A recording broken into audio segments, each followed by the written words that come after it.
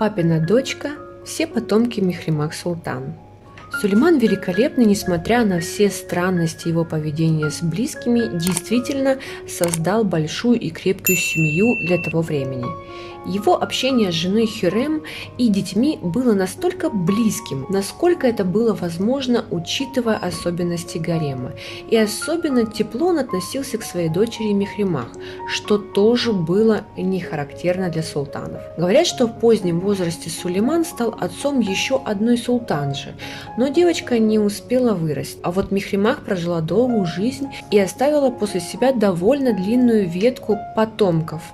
Айше Химашах, дочь Мехримах и визиря Рустема Паши, была также одной из любимых внучек падишаха. К 20 годам ей нашли подходящего мужа. Еще жив был дед, но Роксоланы уже не было. Визирь семьи Ахмед к тому времени уже успел отслужить в янычарском полку и поучаствовать в нескольких походах Сулеймана. Но пост великого визиря он получил намного позже, уже при султане Мураде. К тому времени, скорее всего, жена родила ему всех детей, их было 6, 4 мальчика и 2 султанши. Абдурахман Бей был старшим сыном и родился, возможно, еще при Сулеймане. Примерно при султане Мураде он женился на своей племяннице. В этой паре появился сын Мехмед, который тоже в свое время стал великим визирем. Случилось это уже при Кесем Султан.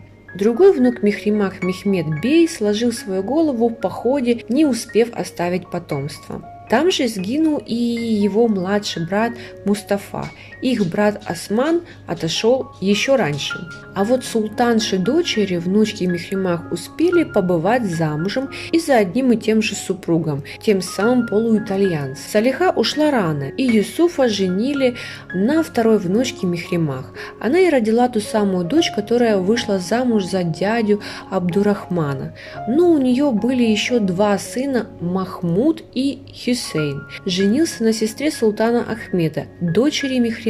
Скорее всего, это была дочь Ханда Султан. Позже Айше Хюмашах еще 2 раза выходила замуж, но детей у нее уже не было. А вот у Мехримах, хотя это не очень известно, но дети еще были.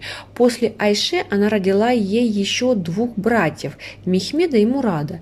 Мальчики, скорее всего, не прожили долго. Мехмед был младше Айше на 4 года, Мурад на 6. И, наконец, еще один загадочный султанзаде Осман, которого не знаю, чьим сыном назвать, то ли самой Мехримах, то ли сыном ее мужа Рустема от другого брака.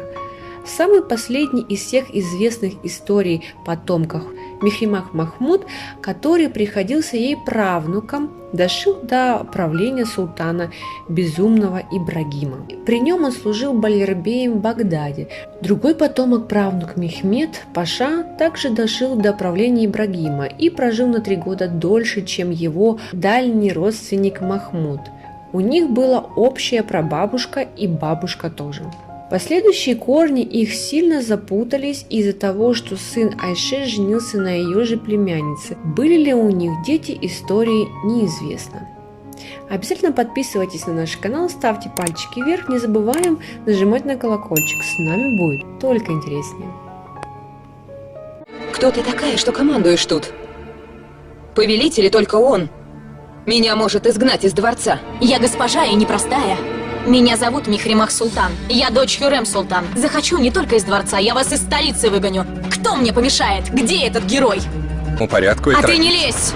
Не тебе меня учить здешним порядкам. Я не желаю видеть ее во дворце.